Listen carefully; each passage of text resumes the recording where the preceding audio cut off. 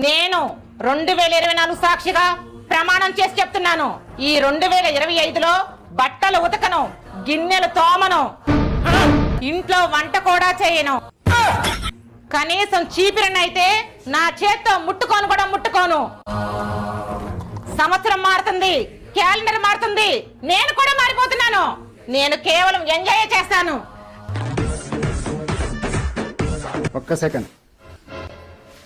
నేను 2024 సాక్షిగా ప్రమాణం చేసి చెప్తున్నాను. నేను 2025లో నా భార్యకి బట్టలు కొనివ్వను, బంగారం కొనివ్వను. అంతేకాకుండా బ్యూటీ పార్లర్కి ₹1 కూడా ఇవ్వను. సంవత్సరం మారుతుంది, క్యాలెండర్ మారుతుంది, నేను కూడా మారిపోతున్నాను. ఆ డబ్బుతో నేను ఒక్కడే ఎంజాయ్ చేస్తున్నాను.